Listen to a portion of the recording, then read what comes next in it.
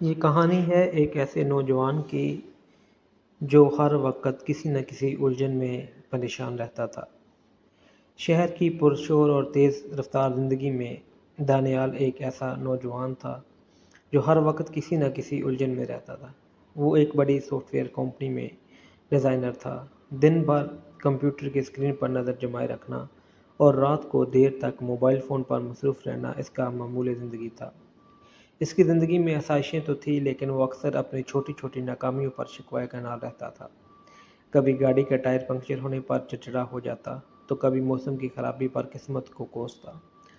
وہ بھول چکا تھا کہ کائنات کی کتنی بڑی بڑی نعمتیں اسے بنا مانگے ملی ہوئی ہیں۔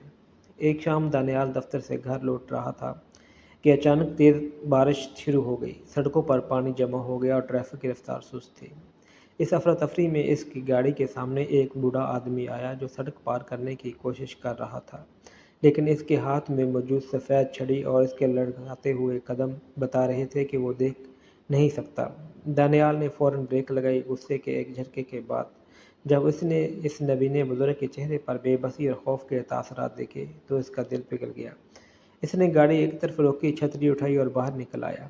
بابا جی لائیے، میں آپ کو سڑک پار کروا دیتا ہوں، دانیال نے نرمی سے اس کا ہاتھ تھامتے ہوئے کہا۔ بزرگ کے چہرے پر ایک دم اطمینان کی لہر دوڑ گئی۔ انہوں نے مسکرا کر کہا، اللہ تمہیں خوش رکھے بیٹا۔ سڑک پار کرنے کے بعد دانیال انہیں قریبی بس اسٹاپ کے شیڈ میں لے گیا۔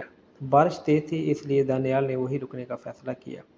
بزرگ کا نام رحمان تھا اور وہ اسی شہر کے ایک چھوٹے سے مدرسے میں بچوں کو پڑھاتے تھے۔ دانیال نے تجسس سے پوچھا، بابا جی آپ اکیلے اس طوفان میں باہر نکلے، آپ کو ڈر نہیں لگا؟ سڑک پر تو دیکھنا اتنا مشکل ہو رہا ہے۔ اور آپ، دانیال کہتے کہتے رک گئے۔ اسے لگا کہیں اس کی بات رحمان صاحب کے دل شکنی نہ ہو۔ رحمان صاحب ہلکا سا ہنسے۔ ان کی بے نور آنکھوں میں ایک عجیب سی سکون تھا۔ تم یہ کہنا چاہتے ہو نا بیٹا کہ میں تو دیکھ ہی نہیں سکتا؟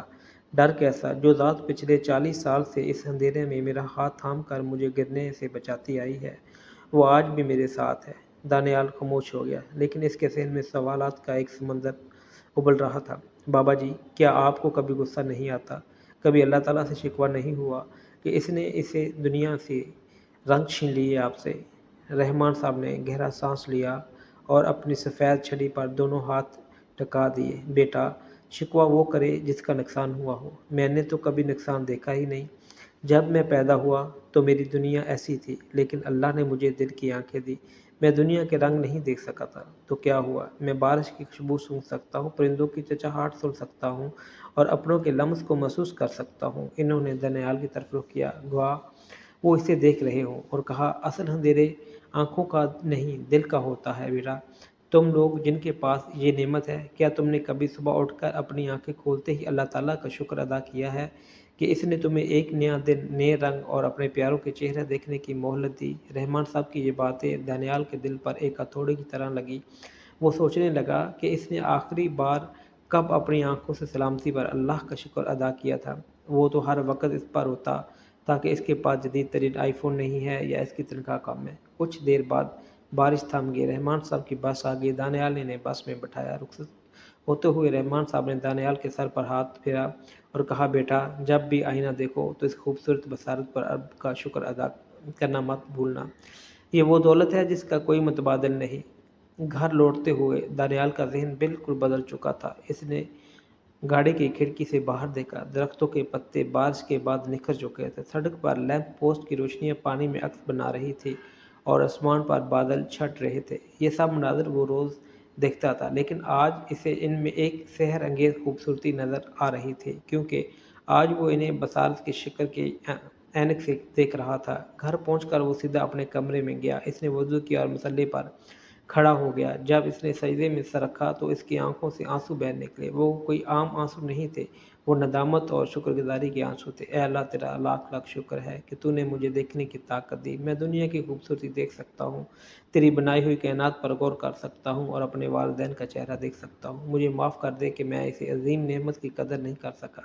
اس رات دانیال نے اپنے موبائل کو ایک طرف رکھ دیا۔ اس نے محسوس کیا کہ اس کی آنکھیں اب تھکاوٹ سے نہیں بلکہ ایک اندرونی سکون سے چمک رہی تھی۔ اس واقعے نے اس کی زندگی کا رخ بدل دیا۔